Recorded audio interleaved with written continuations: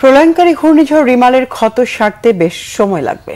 এদিকে পরিবেশ, বন ও জলবায়ু বিষয়ক মন্ত্রী সাবির হোসেন চৌধুরী জানিয়েছেন, সংরক্ষিত বনাঞ্চল বাঁচাতে না পারলে প্রাকৃতিক দুর্যোগে কেবল জীববৈচিত্র্য ধ্বংস হবে না, চরম ক্ষতিগ্রস্ত হবে মানুষসহ প্রাণীকুলও।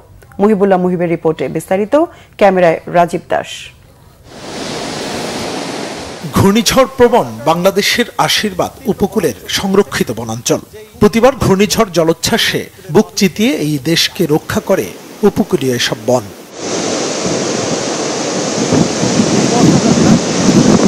সমুদ্র সৈকত কুয়াকাটার 0 পয়েন্ট থেকে মাত্র 2 কিলোমিটার দূরে কুয়াকাটা জাতীয় উদ্যান। 15 বছর আগেও এখানে বনাঞ্চলের পরিমাণ ছিল 20,000 একরের বেশি জায়গা জুড়ে। প্রতি বছর ঘূর্ণিঝড় জলোচ্ছ্বাসে ধ্বংস হতে হতে যার আয়তন ঠেকেছে 1,500 একরে। এবারের রিমালের তাণ্ডবে বুক চিতিয়ে কুয়াকাটার উপকূলের জনপদ রক্ষা করেছে এই সংরক্ষিত বন।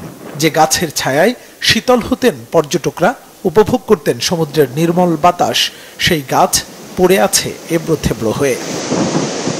বন তো এখন বিলুপ্তর পথে, আর যদি সামনে থেকে বন করা যায় তাহলে আমাদের বেশি ভালো হয়। এই বনগুলো দেখেন আমাদেরকে মায়ের মতো আগলিয়ে ধরে।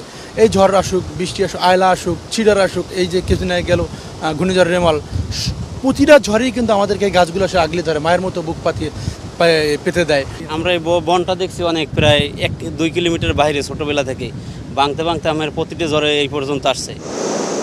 জাতীয় উদ্যান থেকে গঙ্গামতি পর্যন্ত পড়ে থাকা সারি সারি গাছ দেখলে যে কারো বুক কেঁপে উঠবে। এই বছর ঘূর্ণিঝড় রিমালের আঘাতে প্রায় 150 একর বনভূমি উজাড় হয়ে গেছে, ধ্বংস হয়ে গেছে। কুয়াকাটা পিঠের পদক্ষেপ নিতে হবে, এটা জানি ব্লক ফেলে জানি সাগর গর্ভে বিলীন না হতে পারে, আর জানি জলোচ্ছ্বাসে ভেঙে না যেতে পারে, সেই ব্যবস্থা নিতে হবে।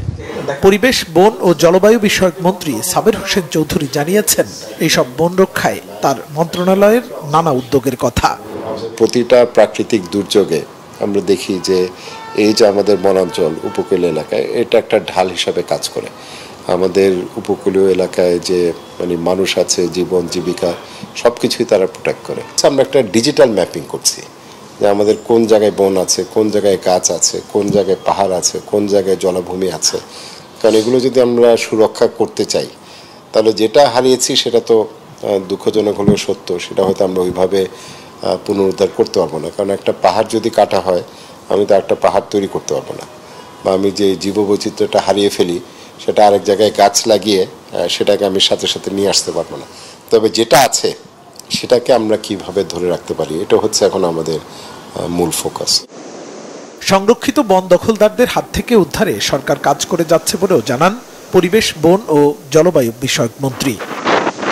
প্রচণ্ড বিপদে মা যেমন তার সন্তানকে নিজের জীবনকে তুচ্ছ করে বুকে আগলে রাখে, ঠিক সেভাবেই ঘূর্ণিঝড় কিংবা জলোচ্ছ্বাসে নিজের বুক চিতিয়ে দিয়ে উপকূলবাসীকে রক্ষা করে এই বনাঞ্চল।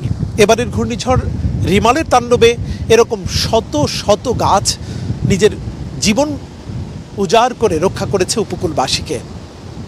একটি নিরাপদ এবং আধুনিক পৃথিবী গড়তে তাই বনাঞ্চল রক্ষার পাশাপাশি জলবায়ুর প্রভাব মোকাবেলায় গাছের প্রতি যত্নবান হওয়া এখন সময়ের দাবি। মুহিবুল্লাহ মুহিব, বাংলা ভিশন, কুয়াকাটা, পটুয়াখালী।